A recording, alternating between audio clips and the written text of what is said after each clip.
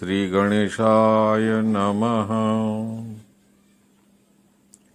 પુરાણ પુરુષોત્તમાય નમો નમઃ.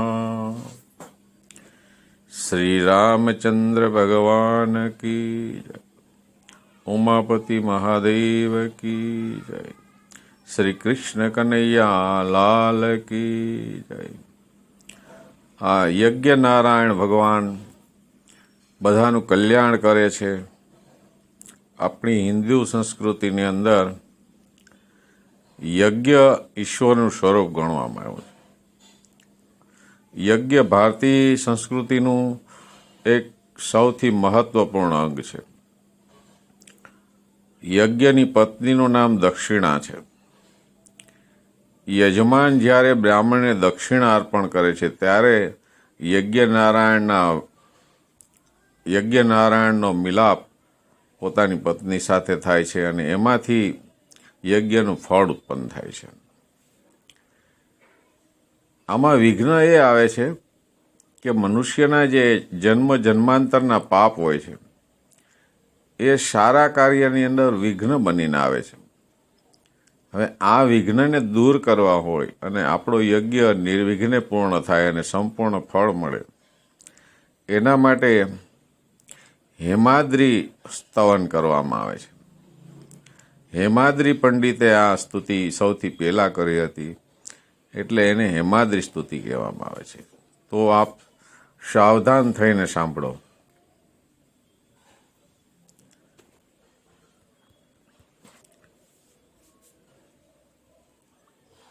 આની અંદર જગતની ઉત્પત્તિ, સ્થિતિ, પ્રલય,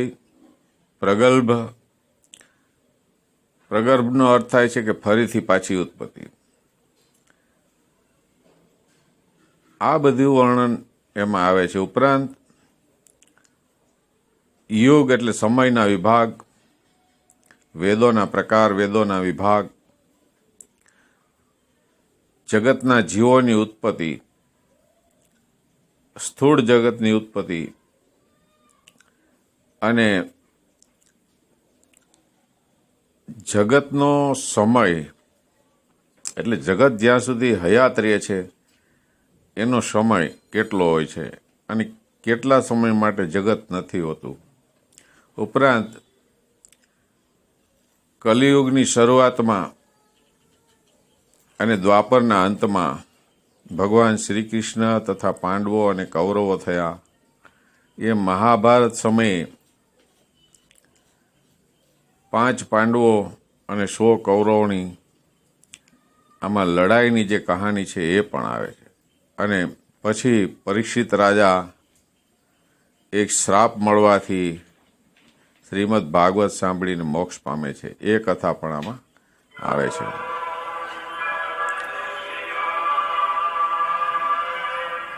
તો આ જગત જ્યારે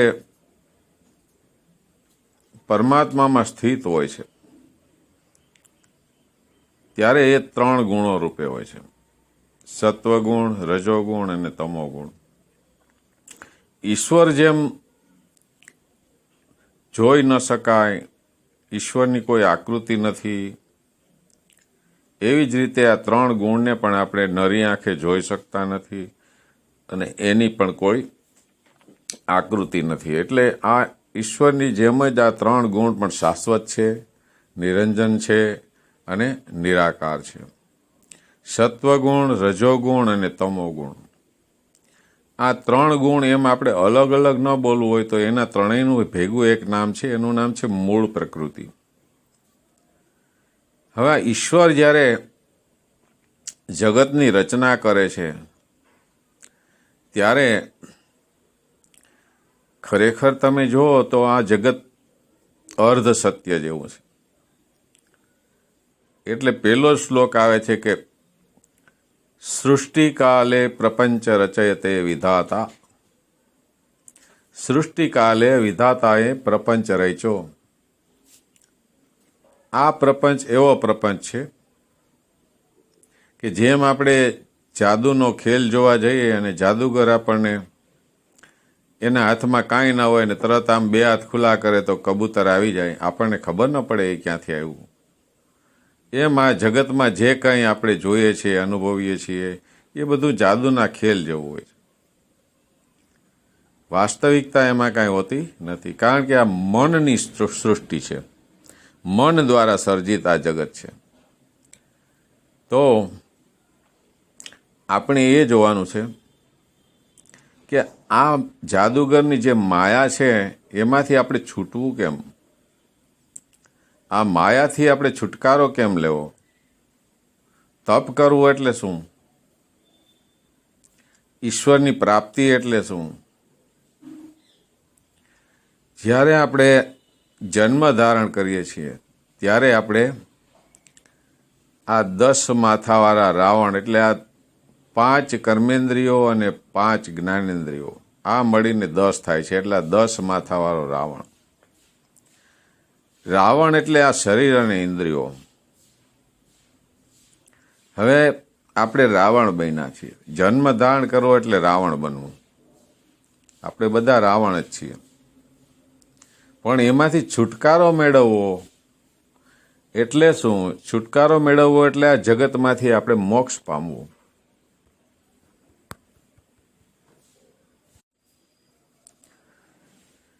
તો આ 10 ઇન્દ્રિયોવાળો રાવણ છે જેણે આપણને ફસાવી દીધા છે. શરીર ધારણ કરવું એટલે સૌથી મોટું દુઃખ પ્રાપ્ત થવું. એમાં સુખની કલ્પના કરવી એટલે મૂર્ખતા. કોઈ શરીરધારી શરીરની અંદર સુખની પ્રાપ્તિ કરી લે એ મૂર્ખતા છે, કોઈ દિવસ થતી નથી. એ નરી કલ્પના જેવું છે. આનું એક દ્રષ્ટાંત આપને હું સંભળાવું કે ભગવાન રામચંદ્રજી રાજ દરબારમાં આંગણામાં બેઠા છે અને પછી આમ આંગણામાં રમે છે. દશરથ રાજા પણ ત્યાં બિરાજમાન છે. દશરથ રાજાએ રામચંદ્ર ભગવાનને પૂછ્યું કે બેટા કેમ છો? ત્યારે રામચંદ્રજીએ દશરથ રાજાને જવાબ આપ્યો કે હે મહાબુદ્ધિશાળી પિતાશ્રી, તમે મને પૂછો છો કેમ છો, તો આ મળ, મૂત્ર, ચામડી, હાડકા, પરુ, લોહી એવા મકાનમાં મારે રહેવાનું છે. અને આ મારી આ જીભ વાંદરી જેવી ચંચળ છે. મારું મન દારૂ પીધેલા વાંદરા જેવું ચંચળ છે. તો આ શરીરની અંદર હું એવી રીતે રહું છું કે જેમ કોઈ તૂટેલા ઢોલમાં મીંદડી રહે એમ હું આમાં રહું છું. તો આમાં હું સુખી કેમ થઈ શકું? દશરથ રાજા એકદમ વિમાસણમાં પડી જાય છે. શું જવાબ આપવો એ ખબર પડતી નથી. રામચંદ્રજી પિતાજીને વારંવાર પૂછે છે, પિતાજી તમે મને જવાબ આપો કે આ શરીરમાં હું કેમ સુખી થાઉં? હું ક્યાંથી આવ્યો છું? હું કોણ છું? મારે શું કરવાનું છે? મને કાંઈ ખબર નથી. મારું કેટલું આયુષ્ય છે? મારી શરીરમાં શું શું રોગ થશે? મારા ઉપર શું શું વીતવાનું છે?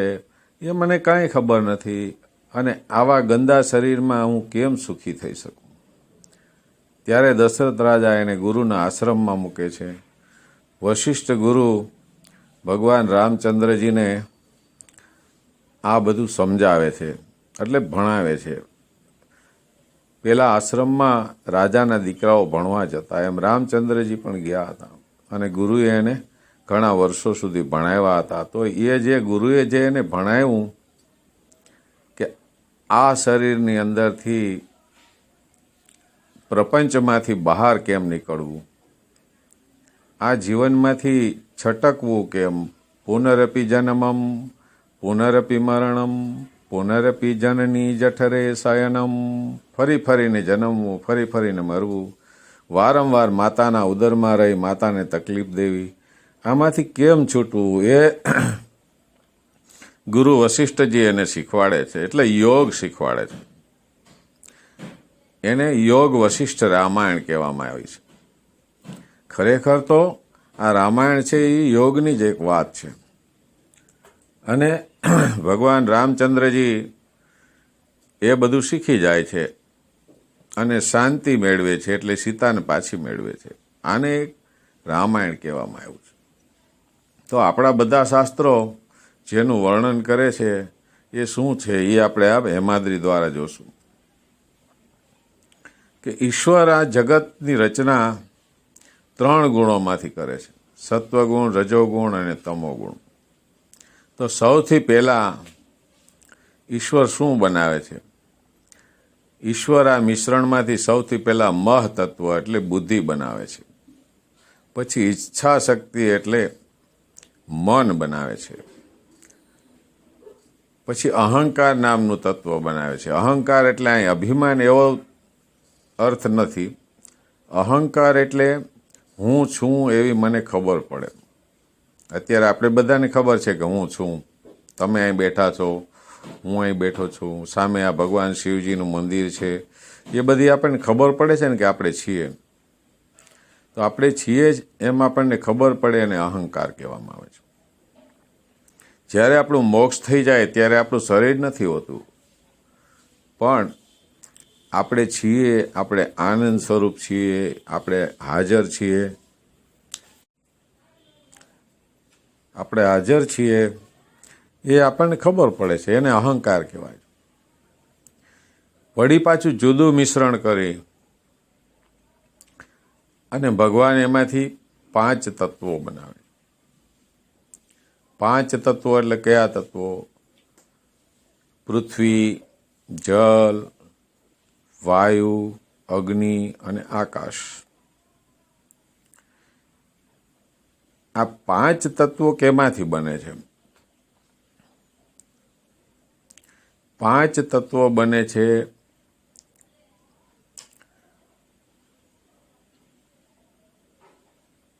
આપણા શરીરની અંદરથી સતત તન્માત્રાઓ નીકળતી હોય છે. એ યોગી લોકો જોઈ શકે, પણ આપણે જોઈ શકતા નથી.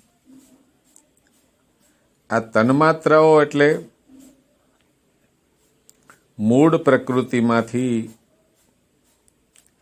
જેમાંથી પરમાણુઓ બને એવું સૂક્ષ્મ વસ્તુ બહાર આવી.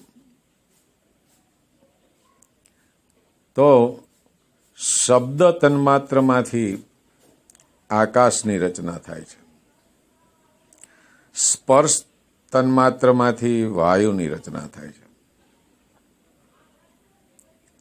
રૂપ તન્માત્રમાંથી અગ્નિની રચના થાય છે. રસ તન્માત્રમાંથી જલની રચના થાય છે. અને ગંધ તન્માત્રમાંથી પૃથ્વીની રચના થાય છે. તો આ રીતે 5 તત્વોની રચના થાય છે. સરખે સરખા 60 પરમાણુઓથી એક અણુ બને છે અને 120 સરખા પરમાણુઓથી દ્વયણુ બને છે, એટલે દ્વિઅણુ બને છે. ઈશ્વરને ખબર છે કે આ અણુઓમાંથી જગતની રચના કેમ કરવી. વૈજ્ઞાનિકોને એ નથી આવડતું. તમને ખબર હશે કે વૈજ્ઞાનિકો હજી આપણા શરીરમાં જે લોહી આપણે બનાવીએ છીએ એ વૈજ્ઞાનિકો પ્રયોગશાળામાં હજી નથી બનાવી શકતા. પ્રયોગશાળામાં ચામડી પણ નથી બનતી. પ્રયોગશાળામાં આપણા શરીરના હાડકાં નવા નથી બનતા. આપણા હાડકાં જે આપણે બનાવ્યા છે એવા હાડકાં બાજી પ્રયોગશાળામાં નથી બનતા. હૃદય નવું નથી બનતું. પ્રાકૃતિક હૃદય બનાવે છે, પણ આપણું જે હૃદય છે એવું હૃદય નવું નથી બનતું. આપણે એક જ દાખલો લઈએ કે લોહી નથી બનતું. બરાબર? તો તમે વિચાર કરો કે તમારા શરીરમાં જે લોહી બને છે એ કોણ બનાવે છે? તમે એના માટે કોઈ અંદર પ્રયોગશાળા રાખી છે? તો કે ના. આપણા શરીરનું લોહી આપણે પોતે જ બનાવી છે. એ હકીકત છે. તમારું મગજ તમે પોતે જ બનાવેલું છે. તમારું હૃદય તમે પોતે જ બનાવેલું છે. તમારી જઠર, તમારી પાચન ક્રિયા માટેની શક્તિ, એ બધું તમે પોતે જ બનાવેલું છે. એનો અર્થ એ છે કે તમે સર્વજ્ઞાની છો, પણ આ પ્રપંચમાં તમે આવ્યા, તમે આ શરીર ધારણ કર્યું, પછી તમારું મન છે એ ભટકી ગયું. મન ભટકી ગયું એટલે એ જ્ઞાન તમે ભૂલી ગયા છો. આપણે બધા ભૂલી ગયા છીએ, આપણે ભટકેલા મુસાફર છીએ. તો આ જ્ઞાન કોની પાસે છે? આપણા મન પાસે. તો આ યોગ દ્વારા આપણે આપણા મનને સંપૂર્ણ રીતે કાબૂમાં લઈ અને આ બધી શક્તિઓ આપણે મેળવી શકીએ. યોગશાસ્ત્ર એમ કહે છે કે યોગી પોતાનું હૃદય જ્યારે મન પડે ત્યારે બંધ કરી દે છે અને મન પડે ત્યારે ચાલુ પણ કરે છે. તો આ બધી શક્તિ આપણી અંદર છે અને આ જ્ઞાન આપણી અંદર છે, પણ આપણે ભૂલી ગયા છીએ. તો આ જગતની રચના સૂક્ષ્મ તન્માત્રાઓથી પરમાણુ, પરમાણુથી અણુ અને અણુથી 5 તત્વ, 5 તત્વમાંથી 5 કર્મેન્દ્રિયો, 5 જ્ઞાનેન્દ્રિયો, મન, બુદ્ધિ અને અહંકાર, આ બધા તત્વો વડે આ જગતની રચના થઈ છે. હવે પૃથ્વી પર સૌથી પહેલા જળની વર્ષા થઈ અને જળમાં ફૂગ ઉત્પન્ન થઈ. ફૂગમાંથી શેવાળ ઉત્પન્ન થયો, શેવાળમાંથી નાના નાના જીવજંતુઓ ઉત્પન્ન થયા. આ નાના નાના જીવજંતુઓમાંથી થોડા મોટા એટલે દેડકા, માછલી એવા થયા. પછી પૃથ્વી ઉપર પણ ધીમે ધીમે ઘાસ ઉગ્યું, એમાં પણ નાના નાના પ્રાણીઓ થયા.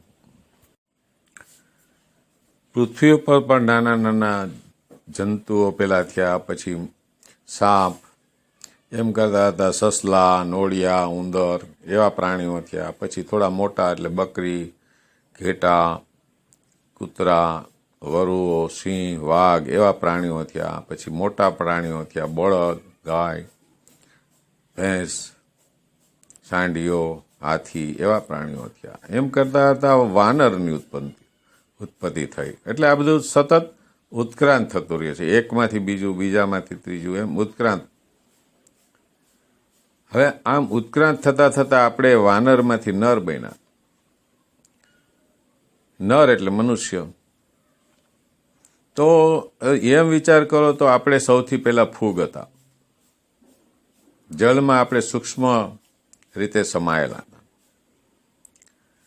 અને એમાંથી આપણે ઉત્પન્ન થયા.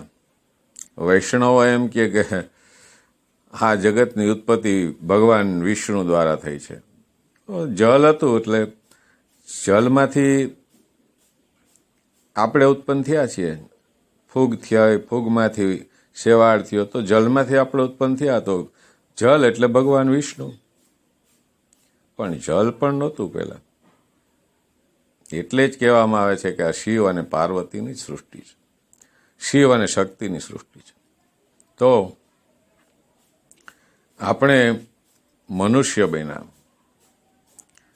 પણ આ ઉત્ક્રાંતિ થવામાં બહુ વાર લાગે. એમ ન માનતા કે 2-5 દિવસમાં જ આ બધું થઈ ગયું હશે, એવું નથી. કરોડો વર્ષે એક પ્રાણી ઉત્ક્રાંત થઈને બીજા પ્રાણીમાં તબદીલ થાય છે. મતલબ એકમાંથી બીજાની રચના કરતા બહુ વાર લાગે. અને કરોડો વર્ષે માનવમાંથી દેવ બને છે. આપણે પણ દેવ બનશું.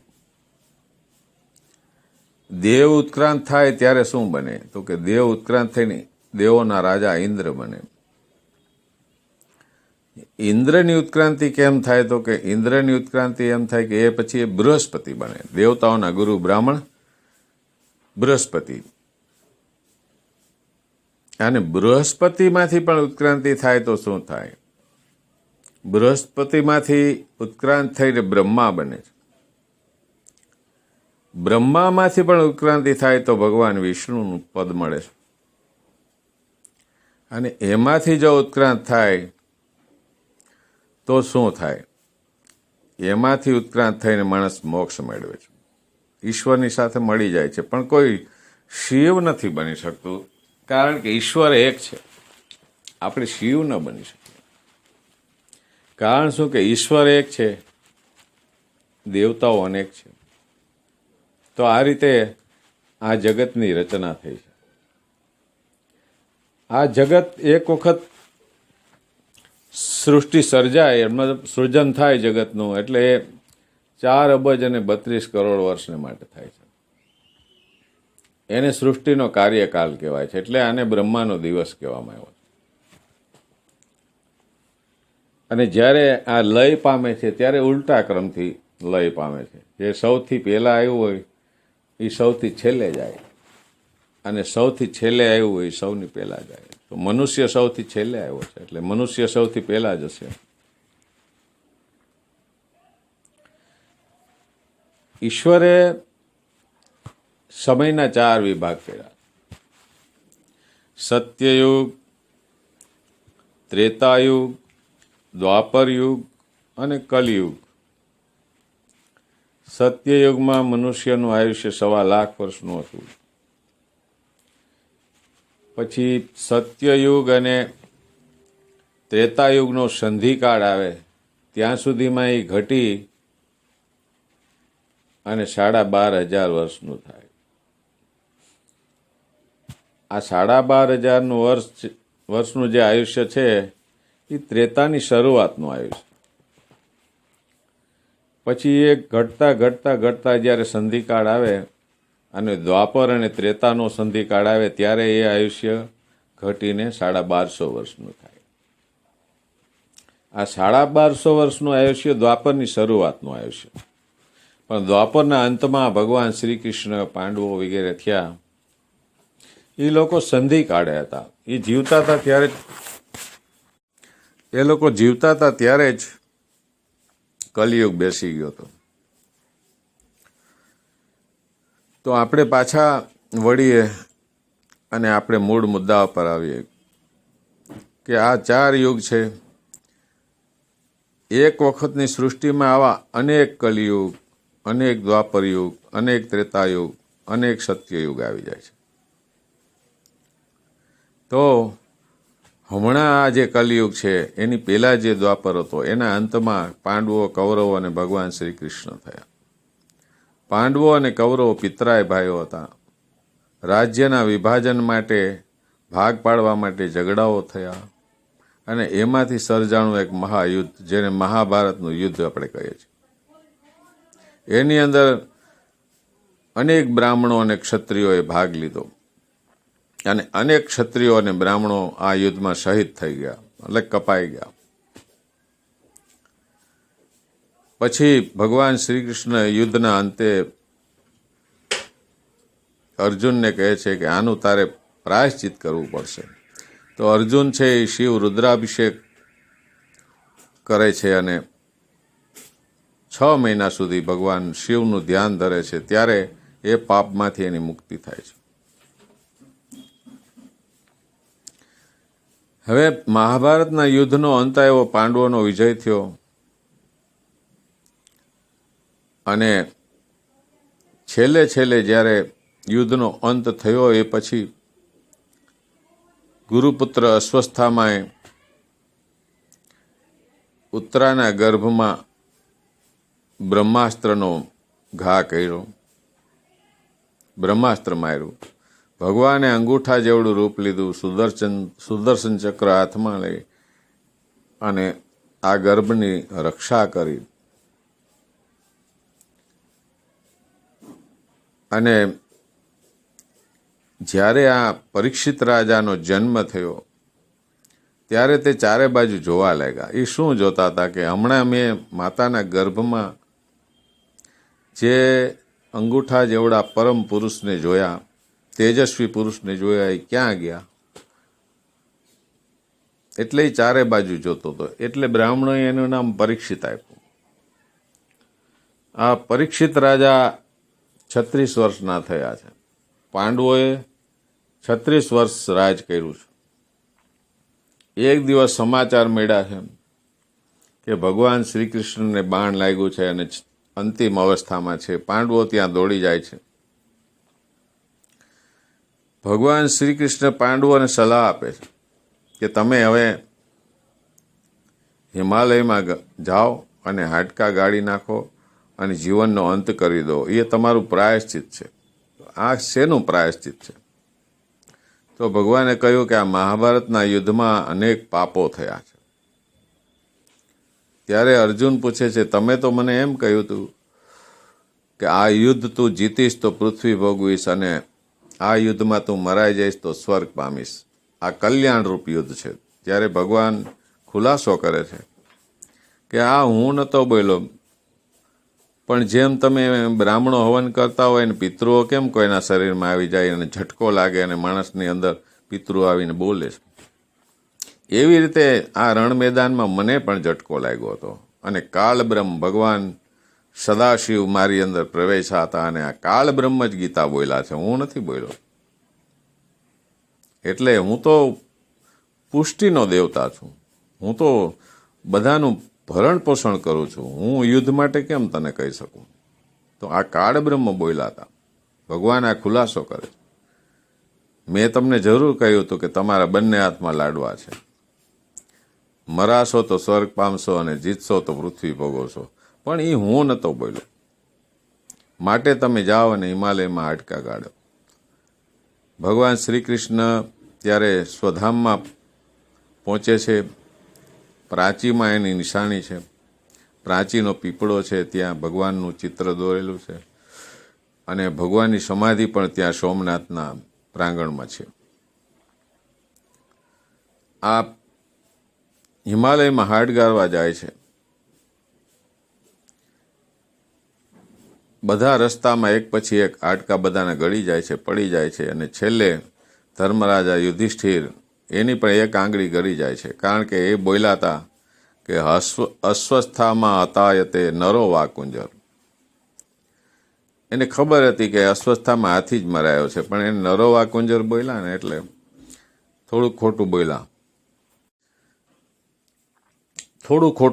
એટલે એક આંગળી ગળી ગઈ અને સદેહ સ્વર્ગમાં ગયા છે. હારે એનો કૂતરો પણ હતો. પરીક્ષા થઈ, કૂતરાને સ્વર્ગ મળે તો તમને નરક મળે અને તમને જો સ્વર્ગ મળે તો કૂતરાને નરક મળે. બોલો. ત્યારે યુધિષ્ઠિરે કહ્યું કે આ કૂતરાને સ્વર્ગ આપી દો, મને નરક આપો. ત્યારે એ કૂતરો હતો એ જ ધર્મરાજાનું સ્વરૂપ હતું અને એમાંથી ધર્મરાજા પ્રગટ થયા અને યુધિષ્ઠિરનો વાહો થાબડો કે વાહ, મારો દીકરો તો આવો જ હોય.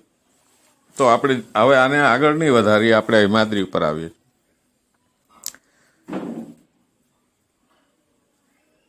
આ પરીક્ષિત રાજા રાજગાદી ઉપર બેઠા છે અને આકાશવાણી થાય છે કે હે રાજા, તે કલિયુગને જીવતો છોડ્યો એ ભૂલ કરી દીધી. તેને 4 વસ્તુમાં રહેવાની છૂટ આપી છે, તો તું પણ હવે સુવર્ણ ન પહેરતો. પૂર્વ દિશામાં ન જતો, પૂર્વ દિશામાં જા તો ઋષિના આશ્રમમાં ન જતો, ઋષિના આશ્રમમાં જા તો એના ગળામાં સર્પ ન નાખતો મરેલો, અને એ પણ થઈ જાય તો તારા દીકરાને કહેજે કે સર્પ યજ્ઞ ન કરે. આટલામાંથી જો કાંઈ વસ્તુમાંથી તમે બચી જશો તો તમારું કુળ બચી જશે, નહીં તો તમારો સર્વનાશ થઈ જશે. આપણને કોઈ ડૉક્ટર એમ ના પાડે કે નટુભાઈ તમે ગોળ નહીં ખાતા, તો હું ભલે આમ તો ગોળ ખાતો જ નથી, પણ હવે ડૉક્ટરે ના પાડ્યું ને એટલે માણસના મનની આ નબળાઈ છે. હું શું ગોળ નહીં ખાઈ શકું? આ મન આવું આપણું રાખ છે. મને એ જ વિચાર આવશે કે ગોળ નહીં ખાઈ શકું તો એક દિવસ હું ભૂલથી અથવા તો જાણી જોઈને પણ ગોળ ખાવાનો જ. તો આમ પરીક્ષિત રાજાએ એક શુભ પ્રસંગે સુવર્ણનો મુગટ થોડી વાર માટે ધારણ કરી લીધો. કલિયુગ માથામાં આવી ગયો. રાજાને એમ વિચાર આવ્યો કે એવી આકાશવાણી તો થયા કરે. રાજા પૂર્વ દિશામાં જાય છે, અનેક પશુઓને મારે છે, શિકાર કરે છે, થાકી જાય છે. એક ઋષિના આશ્રમમાં આવે છે. આ શમિક ઋષિ છે. શમિક ઋષિ સમાધિમાં બેઠા છે. આ પરીક્ષિત રાજા એની પાસે જલ માગે છે. ઋષિ સમાધિમાં હોવાથી સાંભળ્યા નથી. રાજાએ બીજી વાર કહ્યું પણ ન સાંભળ્યા. રાજાને ગુસ્સો આવ્યો. ત્યાં એક મરેલો સાપ પડ્યો હતો. એ રાજાએ તીરથી ઉઠાવી અને ઋષિના ગળામાં નાખ્યો અને ત્યાંથી રાજા ગુસ્સામાં પોતાને ઘરે જવા માટે રવાના થયા. ગુરુપુત્ર નદીએથી નાહીને બીજા શિષ્યો સાથે આવે છે. જુએ છે તો પિતાજીના ગળામાં સાપ છે. એણે શ્રાપ ઠપકાર્યો કે જેણે પણ આ સાપ મારા પિતાજીના ગળામાં નાખ્યો હોય એને હું શમિક પુત્ર ઋષ્યશૃંગ શ્રાપ આપું છું કે 7મે દિવસે તક્ષક નામનો નાગ એને કરડે ને એમાં એનું મૃત્યુ થઈ જાય. મારો આ શાપ ત્રિદેવ પણ ટાળી ન શકે. એવો સંકલ્પ કરી અને શ્રાપ આપી દીધો. સમાધિમાંથી ગુરુજી જાગે છે, સામે મરેલો સર્પ પડ્યો છે. આ શું છે? એ તમારા ગળામાં હતો. પુત્ર એને જણાવે છે બધી હકીકત. ઋષિ સમાધિ ફરીથી લગાવી જોવે છે તો પરીક્ષિત રાજા જોવામાં આવે છે. પુત્રને ઠપકો આપે છે, પણ આ શ્રાપ હવે ટળે એમ નહોતો, એટલે એક શિષ્યને મોકલાવે છે. રાજા રાહ જોઈને બેઠો છે કે હમણાં કાંઈ માઠો સંદેશો આવવો જ જોઈએ. ત્યાં જ ગુરુજીનો શિષ્ય નાનો બાળક આવ્યો અને રાજાએ ઉઠીને એને પ્રણામ કર્યા. ઊંચા આસને બેસાડ્યો. બોલો, આપને હું સમાચાર આપવા આવ્યો છું. ગુરુપુત્રએ આપને શ્રાપ આપ્યો છે. 7મે દિવસે આપને તક્ષક નામનો નાગ કરડશે, એમાં આપનું મૃત્યુ થઈ જશે. આ શાપ કોઈથી પણ ટળશે નહીં, માટે તમારા હાથમાં એટલો જ ટાઈમ છે. એટલું કહેવા માટે મને ગુરુજીએ મોકલ્યો. રાજાએ શ્રાપ સ્વીકાર્યો, દક્ષિણા આપી અને સંદેશો કહેવડાયો કે મેં શાપ સ્વીકારી લીધો છે. ગુરુજીને કહેજો મારી એટલી મોટી ભૂલ છે કે આનાથી પણ મોટી કોઈ સજા મને મળી હોત તો પણ હું સ્વીકારી લઉં. આ પરીક્ષિત રાજા બહુ ધર્મપ્રિય હતા, પણ આ બનવાકાર હતું. ભાવિને કોઈ અટકાવી ન શકે. ભાવિના ગર્ભમાં શું છુપાયેલું છે એ કોઈને ખબર પડતી નથી. તો રાજા વિચાર કરે છે હવે મારે શું કરવું, એટલે બ્રાહ્મણોને બોલાવ્યા છે. પણ કલિયુગના થોડા નિયમ જુદા છે. કલિયુગમાં તમે શ્રીમદ ભાગવત સાંભળો અને લીલો વાંસ રોપ્યો હોય તો એની ગાંઠ તૂટે નહીં. અત્યારે નથી તૂટતી. સત્યયુગ, ત્રેતા અને દ્વાપર સુધી આ હતું. હવે કલી બેસી ગયો. તો બ્રાહ્મણોને ખબર હતી વાંસ રોપાશે પણ તૂટશે નહીં, ગાંઠ નહીં તૂટે. આ કઈ ગાંઠ છે ખબર? એ વાંસ તો એક પ્રતીક છે, પણ આ આપણી શરીરની અંદર, આપણા મનની અંદર, આપણી બુદ્ધિની અંદર આવી 7 ગાંઠો રહેલી છે. કામ, ક્રોધ, મદ, મોહ, લોભ, મત્સર અને અવિદ્યા. આ 7 ગાંઠો રહેલી છે. આ એક પછી એક શ્રીમદ ભાગવત સાંભળવાથી તૂટી જાય. પણ કલિયુગમાં એમ ન થાય. પણ કલિયુગમાં પણ એમ થઈ શકે. એક બ્રાહ્મણ બોલ્યા કે તમે કોઈ વિરક્ત બ્રાહ્મણ પાસેથી શ્રીમદ ભાગવત કથા સાંભળો તો તમારો મોક્ષ થાય. તો રાજા પૂછે છે કે એવો કોણ બ્રાહ્મણ છે? ત્યારે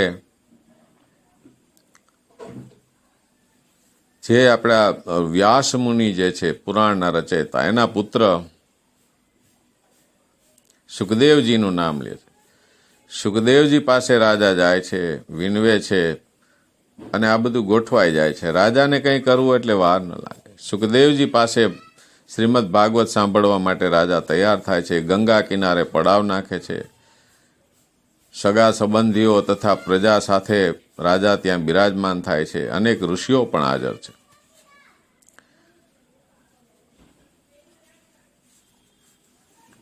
સુખદેવજી કથાનું માતમ સંભળાવે છે. આ કથા સાંભળવાથી મોક્ષ મળે છે.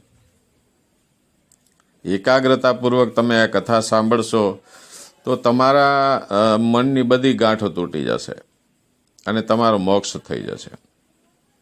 7મે દિવસે તમારી અવિદ્યા નામની જે મહાગાંઠ છે એ પણ તૂટી જશે. અવિદ્યા એટલે જે વસ્તુ જેવી છે એમ ન જાણવી, પણ એને ઉલટી રીતે જાણવી. જેમ કે આ શરીર નશ્વર છે, પણ આપણે એને નશ્વર તરીકે કદી માનતા નથી. આપણે એને એમ માનીએ છીએ હું કાયમ માટે રહેવાનો જ છું, આ શરીર જ હું છું. પણ આપણે શરીર નથી, આપણે આત્મા છીએ. આપણે આત્માને નથી જાણતા, આપણે શરીરને જાણીએ છીએ, શરીરની સંભાળ રાખીએ છીએ. આપણે આપણા આત્માની સંભાળ, આપણે એની જાણ પણ મેળવતા નથી. તો આને કહેવાય છે અવિદ્યા. આ ગાંઠ પણ શ્રીમદ ભાગવત સાંભળવાથી તૂટી જાય. તો 2 દેવતાઓ આવ્યા છે સ્વર્ગમાંથી, ઇન્દ્રએ મોકલા છે. દેવતાઓ આવીને પૂછે છે પરીક્ષિત રાજાને કે અમે તમારી સાથે વાત કરવા માંગીએ છીએ. ત્યારે પરીક્ષિત રાજા કહે છે કે તમે આ બ્રાહ્મણ પાસેથી અનુમતિ લો. સુખદેવજી પાસેથી અનુમતિ મેળવે છે અને વાત કરે છે પરીક્ષિત રાજાને કે અમને ઇન્દ્ર રાજાએ મોકલા છે અમૃત લઈને, તમે આ 2 ચમચી અમૃત પી જાઓ, પછી તમારે સાપ કરડશે તો પણ તમારું મૃત્યુ નહીં થાય. રાજા સુખદેવજી સામે જુએ છે. સુખદેવજીને પૂછે છે મારે શું કરવું, હવે તો અમૃત આવી ગયું. સુખદેવજી કહે છે કે અમૃત પીવાથી તમારું મૃત્યુ નહીં થાય, પણ તમારા પાપો નહીં મળે, તમારા શરીરની પીડા નહીં ટળે, તમે વૃદ્ધ થશો, વૃદ્ધાવસ્થા સતાવશે, પણ મૃત્યુ નહીં થાય. પછી તમે મૃત્યુ માગશો તો પણ મૃત્યુ નહીં થાય. અને ખાલી કથા તમે સાંભળશો તો તમારું મૃત્યુ જરૂર થશે, પણ તમે મોક્ષ પામી જશો. તો રાજા તરત જ નિર્ણય લે છે કે મારે કથા જ સાંભળવી છે, મારે અમૃત નથી પીવું. માફ કરજો દેવતાઓ, ઇન્દ્ર રાજાને કહેજો હું કથામૃત સાંભળીશ, મારે આ અમૃત નથી પીવું, મારે અમર નથી થવું. પછી એકાગ્રતાથી કથા સાંભળે છે. 7 દિવસે પૂર્ણાહુતિ થાય છે. આ કથાની અંદર ઈશ્વરના 24 અવતારોનું વર્ણન આવે છે. તમને ખબર છે બધાને, શ્રીમદ ભાગવત આપ સભાએ સાંભળ્યું જ હશે. તો એમાં ભગવાનના અવતારોની કથા આવે છે, શિવ વિવાહની પણ કથા આવે છે. અનેક પ્રસંગો એવા આવે છે કે એમાં માણસને જ્ઞાન થઈ જાય. તો આ પરીક્ષિત રાજાને હવે જ્ઞાન થઈ જાય છે કે હું તો અમર આત્મા છું. નયનમ છિદંતી શસ્ત્રાણી નયનમ દહતી પાવક ન ચયનમ કેલદ્યાંત્યાપો ન શોષ્યતી મારુત. હું કોઈ શસ્ત્રથી મરું એવો નથી, અગ્નિથી બળું એવો નથી, મને પાણી ભીંજવી ન શકે, વાયુ સૂકવી ન શકે. આ બધું જ્ઞાન થઈ જાય છે. તો હવે એને ભય નથી. ઘરે પધારે છે. બ્રાહ્મણોને અનેક દક્ષિણાઓ આપી છે, પુષ્કળ દક્ષિણાઓ આપી છે. પોતાના ગૃહપતિ નામ ઘરે આવે છે, બ્રાહ્મણોને પુષ્કળ દક્ષિણાઓ આપી છે, સંતુષ્ટ પમાડ્યા છે, ઘણા આશીર્વાદ લીધા છે. હવે ક્યારેય આ ઋષિઓનો શ્રાપ તો નાશ નથી પામતો. એટલે 7મે દિવસે તક્ષક આવે છે. બ્રાહ્મણોના વૃંદમાં એ પણ હારે આવે છે. બ્રાહ્મણો રાજાને ફળફળાદી આદિ પ્રસાદી દેવા જતા હતા, એની હારે એક ફળમાં બેસી જાય છે અને રાજા એ જ ફળ સુધારે છે, પ્રસાદ લે છે, પણ એ જ ફળમાંથી એક કીડો બહાર નીકળે છે અને ભયંકર તક્ષક બની જાય છે અને રાજાને બટકું ભરે છે. રાજાનું તરત જ મૃત્યુ થઈ જાય છે, પણ એનો મોક્ષ થઈ જાય છે. હવે રાજાનો દીકરો હતો જન્મેજય. આ જન્મેજય હવે ગાદી ઉપર આવ્યો છે, પણ એને જ્યાં જાય ત્યાં ક્ષત્રિયો, બીજા એના સગા સંબંધી રાજાઓ વારંવાર એક મેણું મારે છે કે તું તારા બાપનો બદલો નહીં લે, નાગકુળને ખતમ કર. એક દિવસ એને ગુસ્સો આવે છે કે મારે હવે બદલો લેવો જ છે, અને એ સર્પ યજ્ઞ કરે છે. બધા સર્પો આવીને એ યજ્ઞમાં પડે છે. તક્ષકનો વારો આવે છે. તક્ષક ભગવાન શિવને વિનંતી કરે છે. ભગવાન શિવ એક ઋષિને પ્રેરણા કરે છે, આસ્તિક ઋષિને. આસ્તિક ઋષિ યજ્ઞમાં પધાર્યા છે અને એવા શ્લોક બોલે છે કે આ જન્મેજય એના પર પ્રસન્ન થઈ જાય છે. પુનરપી જનમમ પુનરપી મરણમ પુનરપી જનની જઠરે શયનમ. ફરી ફરીને મરવું, ફરી ફરીને જન્મવું, ફરી ફરીને માતાના ઉદરમાં રહેવું, માતાને તકલીફ આપવી, એના કરતાં જ્ઞાન મેળવીને છૂટી જવું બહુ સારું. ઈશાન વિદ્યા ન તપો ન દાનમ જ્ઞાનમ ન ધર્મમ ન રૂપમ ન ગુણમ મનુષ્ય રૂપેણ મૃગાશ્ચરંતી ભૂમિ ભારભૂતા. આવા અનેક શ્લોક બોલે છે. સરસ્વતી માતાજી એના જીભ ઉપર બિરાજમાન છે. રાજા કહે છે માગો માગો, હું તમારા પર પ્રસન્ન થયો છું. ત્યારે એ માગે છે કે આ સર્પ યજ્ઞ અત્યારે જ બંધ કરી દો. રાજાએ તરત જ બંધ કર્યો છે. તક્ષક નાગ